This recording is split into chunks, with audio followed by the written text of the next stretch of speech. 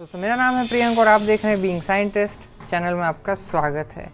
Test करना जो है हमारी वन ऑफ द 5 सेंसेस का एक अभिन्न भाग है। तो किस तरह से जो है हम खट्टा है, मीठा है या अलग अलग तरह के टेस्ट कर पाते हैं, जानते हैं इस वीडियो के थ्रू।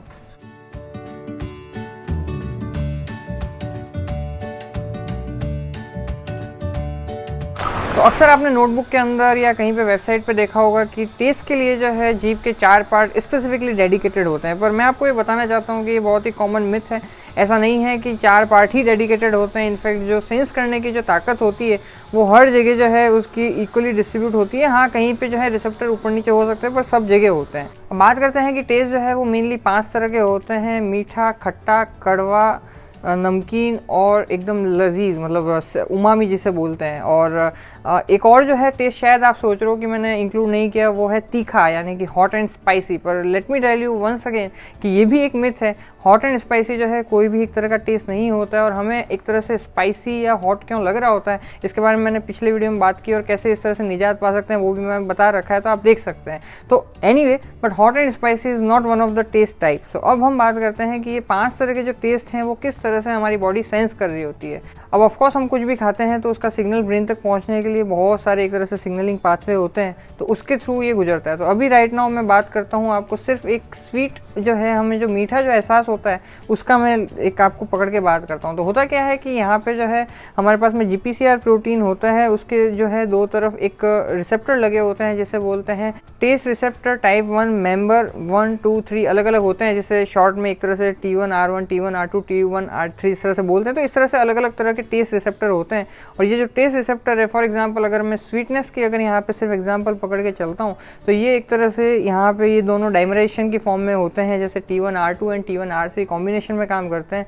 और फिर उसके बाद में बहुत सारे एक तरह से सिग्नलिंग कैस्केड है। आप सिग्नलिंग कैस्केड को ऐसे समझ सकते हैं कि जैसे हम देखते हैं ना कि कहीं भी कोई सामान हमें जैसे पहुँचाना होता है एक जगह से दूसरी जगह, तो अगर मान लीजिए एक लंबी लोहे की चेन लगा देते हैं तो एक सामान मतलब बिना हिले एक जगह से दूसरी जगह हम मूवमेंट कर सकते हैं। तो ठीक उसी तरह से यहाँ पे भी सिग्नलिंग कैस्केड हमारी बॉडी के अंदर चल रहा होता है, जस्ट आपको ब्रीफ करने के लिए कि जैसे मान लीजिए वो वहाँ पे जैसे ही बाइंड करता है हमारे इस GPCR प्रोटीन से T1R2 T1R3 के कॉम्बिनेशन से, तो उसके बाद में वो एक तरह से गस्ट्यूटिसिन नाम के एक तरह से प्रोटीन मॉलिक्यूल से होता हुआ, वो एडेनाइल साइक्लेज से CAMP से होता हुआ जो क्रेनियल नर्व होती है उससे कनेक्टेड होता है। और वो क्रेनियल नर्व जो है ब्रेन के अंदर मेडुला ऑब्लांगेटा करके वहाँ पे सिग्नल दे रही होती है, और उससे हमें टेस्ट का सेंसेशन आ रहा होता है। अब इस पूरे प्रोसेस में जब वो नर्व से आगे ब्रेन तक पहुंच रहा होता है तो एक्शन पोटेंशियल की फॉर्म में चल रहा होता है, और यहाँ पे जो है एक तरह से डीपोलराइजेशन ऑफ पोटेशियम चैनल होता है, इसकी वजह से डीपोलराइजेशन होता है और आगे आगे आगे आगे सिग्नल रिले होता रहता है,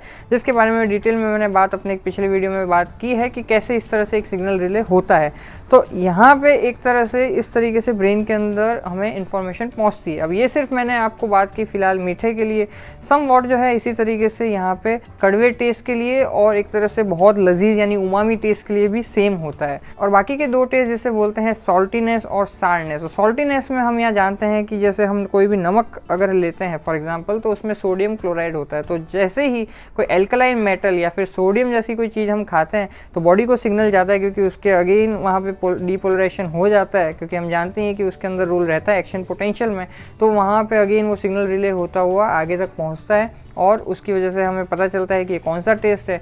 और रही बात खट्टे लगने की, तो खट्टे जो हैं हमें आपको अक्सर आपने नोटिस किया होगा कि जो भी चीज़ हम खाते हैं वो एसिडिक होती है, उसमें कुछ ना कुछ एसिड होता है, तो इस वजह से हमें फील होता है। फॉर एग्जांपल अगर हम नींबू खाते हैं तो उसके अंदर सिट्रिक एसिड होता है, अगर हमें टमाटर खट्टा लगता है तो उसमें ऑक्जेलिक एसिड होता है, और अगर हमें दही खट्टा लगता है तो उसमें लैक्टिक एसिड होता है। तो चूँकि वहाँ पर एसिड होता है तो एसिड का हम जानते हैं, जैसा कि हमने एक पिछली वीडियो में भी जाना है कि एसिड क्या होता है। तो एसिड हम जानते ही हैं कि वहाँ पर हाइड्रोजन आयन यानी प्रोटॉन जो है वो ज़्यादा होते हैं, तो अगेन एक्शन पोटेंशियल स्टार्ट होगा और वही अगेन सिग्नल रिले होता है। हाउएवर कंप्लीट अंडरस्टैंडिंग हमें अभी भी नहीं है, लेकिन ये एक मोटा मोटी तौर पे हमारी एक बेसिक अंडरस्टैंडिंग ज़रूर है कि किस तरीके से हम एक तरह से सेंस कर रहे होते हैं अलग अलग तरह के टेस्ट को, और हमारी ब्रेन को सिग्नल मिल रहे होते हैं। तो आज के लिए इतना ही, फिर आपसे मुलाकात होगी।